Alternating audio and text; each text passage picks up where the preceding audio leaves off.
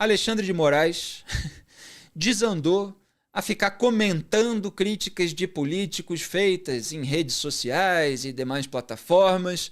Hoje, durante um julgamento sobre acusação de injúria e calúnia envolvendo os deputados Gustavo Gayer e José Nelto.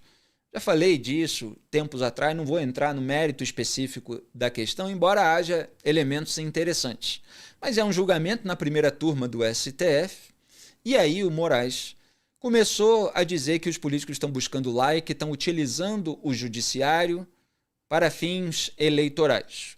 Como se, evidentemente, não houvesse importância nas más condutas dos ministros do STF para a administração pública, para a sociedade e, portanto, para a agenda de políticos que estão disputando cargos eletivos.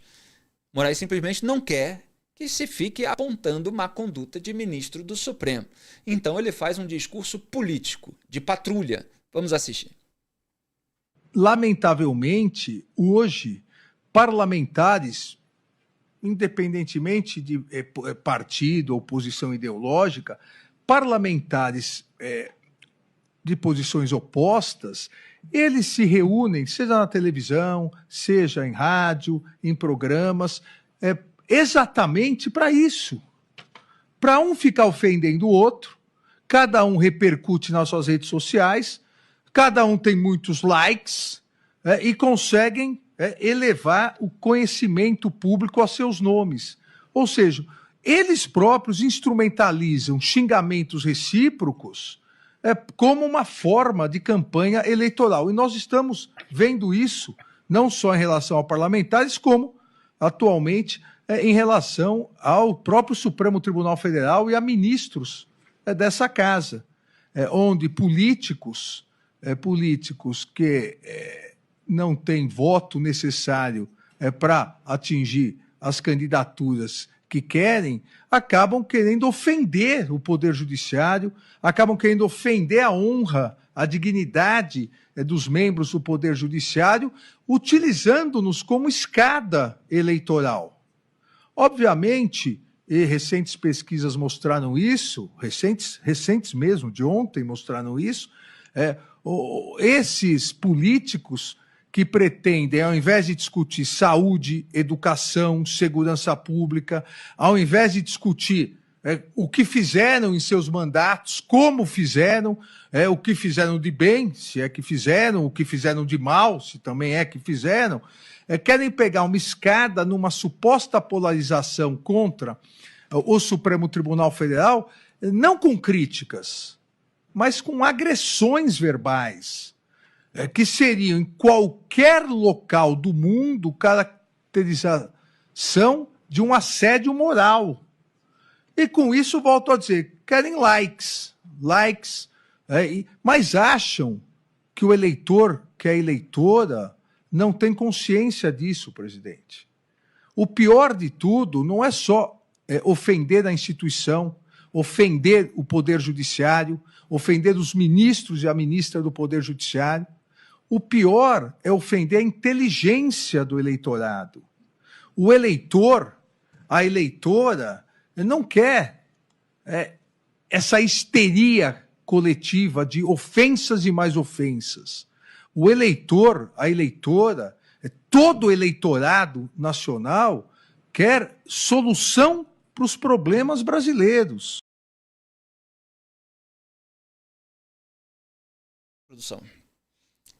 Falando isso que não tem absolutamente nada a ver com o julgamento. Os ministros do STF viraram comentaristas gerais da República, eles ficam falando sobre a postura, o posicionamento dos candidatos do ano, o que eles fazem nas redes sociais e sempre com essa ladainha que não faz o menor sentido, é uma manipulação retórica de que toda crítica, principalmente críticas mais duras, mais ácidas, mais irônicas aos ministros do STF, são ataques à instituição, são agressões ao Supremo Tribunal Federal, são atos antidemocráticos.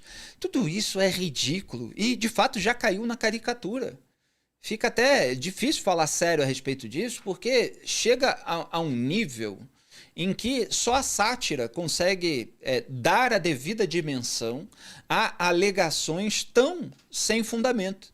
Tanto que ele não dá um exemplo específico de algo que um candidato desse ano fez na rede social que configura isso que ele está dizendo que configura. Ele faz simplesmente essas alegações genéricas para fingir que não tem nada de errado na conduta de ministros da corte, que não possa ser apontado por um político, ainda que em ano eleitoral, e principalmente em ano eleitoral, para mostrar ao eleitorado o que, afinal, ele rejeita. É natural que seja assim. Mas Alexandre de Moraes não quer. E o que é curioso é que ele estava dizendo que políticos, muitas vezes, fazem essa troca recíproca de xingamentos, porque isso está na alegação dele para dar o voto. Esse julgamento, que é da queixa-crime do Gustavo Gayer, que é bolsonarista, contra o José Nelto, que foi vice-líder do governo Lula, esse julgamento terminou com a primeira turma do STF rejeitando a queixa-crime do Gayer contra o Nelto. O julgamento terminou empatado, empate é pró-réu, portanto, ele acabou aliviado, o José Nelto. Vocês lembram desse caso? Esse é o caso que ficou famoso porque o Flávio Dino aliviou o fato de o Nelto ter utilizado a palavra nazista contra o Gayer. E na época o Flávio Dino tinha feito uma ação, se eu não me engano, contra o Monark, que tinha palavras ali como gordola e outras, etc. Mas estava aliviando o nazista, o termo nazista, dizendo que isso já foi incorporado no debate político, etc.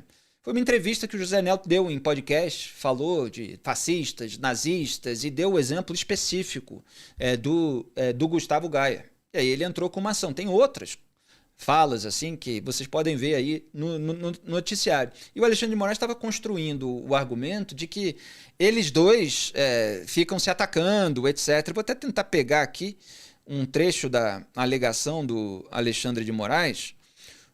O ministro falou que não se trata de uma ofensa isolada, falou do contexto de reciprocidade, que ambos os parlamentares participaram de programas e trocaram insultos de maneira repetida, e falou que ninguém fica 2 horas lado a lado ouvindo ofensas se realmente se sente ofendido. Então, a Carmen Lúcia votou, votou para que a ação avançasse, né?